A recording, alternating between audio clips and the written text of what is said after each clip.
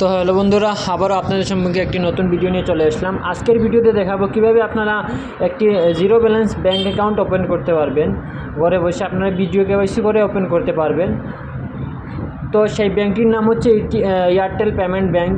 তো সেই ব্যাঙ্কটি আমি সম্পূর্ণ প্রসেস দেখাচ্ছি এবং এই ভিডিওর ডিসক্রিপশনে লিঙ্ক থাকবে। সেই ব্যাঙ্কে আপনি সরাসরি এই লিঙ্কে ক্লিক করে সেই ব্যাঙ্কটি ওপেন করতে পারেন। এখানে দেখতে পাচ্ছেন ফার্স্ট নাম্বারে আপনার কাস্টমারের স্মার্টফোন থাকতে হবে, যেই কাস্টমার এই এয়ারটেল পেমেন্ট ব্যাঙ্ক ওপেন করবে ও স্মার্টফোন প্লাস থাকতে হবে। তারপরে অল ইন্ডিয়া থেকে এই এয়ারটেল পেমেন্ট ব্যাঙ্কটা ওপেন করতে পারবে, আর আপনি ইন্ডিয়ান হতে হবে। এবং সেই ব্যাঙ্কটি ওপেন করার জন্য আমার ডিসক্রিপশনে লিঙ্ক আছে, সেই লিঙ্কটি ক্লিক করা সরাসরি আপনারা এই সাইটে যেতে পারেন।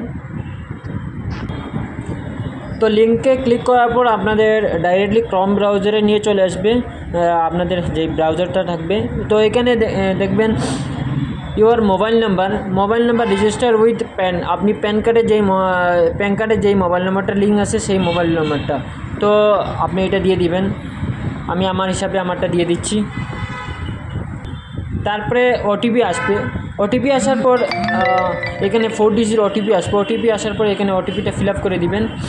তো ওটিপিটা আমি ফিল আপ করে দিচ্ছি।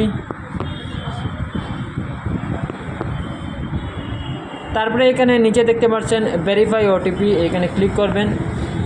ক্লিক করার পর আপনাদের সম্মুখে আপনার ডিটেল চলে আসবে। এখানে আপনার ডিটেল দিবেন, first name, middle name, last name, date of birth, gender, আপনি মেইল আইডি, আপনি প্যান কার্ড নাম্বার, আপনি সেলফ এমপ্লয় না self employ, salaried, housewife, student, যেটাই মনে হয় এটা দিবেন আপনারা, যেটা সুবিধা হয়। তারপরে পিনকোডটা দিবেন। তারপরে মান্থলি ইনকাম দিবেন। তারপরে মান্থলি ইনকামটা আপনি ক্যাশ না আপনি ব্যাংকের থ্রুপ থেকে না চেকবুক থ্রুপ থেকে আপনি পান, এটা দিবেন। তারপরে কন্টিনিউ বটমে ক্লিক করবেন।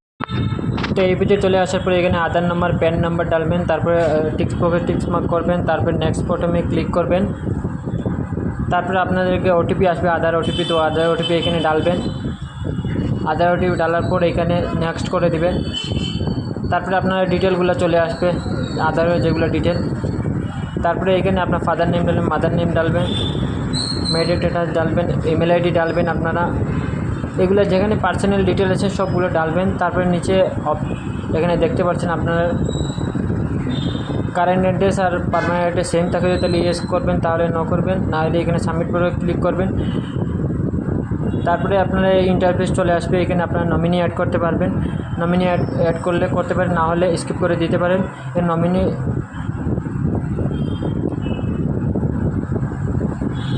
তো আমি এখানে নমিনি ডিটেল ভরে দিচ্ছি। এখানে নমিনি ডিটেলের অ্যাড্রেস আর আপনার অ্যাড্রেস সেম থাকে তাহলে ইয়েস করবেন, আর যদি আলাগ থাকে তাহলে নো করবেন। তো এখানে তারপরে ইয়েস বা নো করে দিলেন আপনি। তারপরে নিচে অপশানে সাবমিট বলে অপশান আসছে, এই সাবমিট এখানে আপনারা রিভিউ ডিটেল দেখতে পারেন, যেগুলো ডিটেল দিয়েছেন, না হলে সাবমিট করতে পারেন। তো সাবমিট করার পর এরকম করে একটা ইন্টারফেস আসবে। এখানে নিচে আপনারা দেখতে পাচ্ছেন, এই নিচে অপশানে আপনারা ক্লিক করবেন। ক্লিক করার পর আপনাদের সম্মুখে এরকম করে একটা ইন্টারফেস আসবে, অল্পক্ষণ ওয়েট করবেন। তারপরে আপনারা এখানে ক্লিক করবেন। এখানে ক্লিক করার পর আপনার সম্মুখে নতুন একটি পেজ চলে আসবে। তো এইখানে কল নাও এই অপশানে ক্লিক করবেন।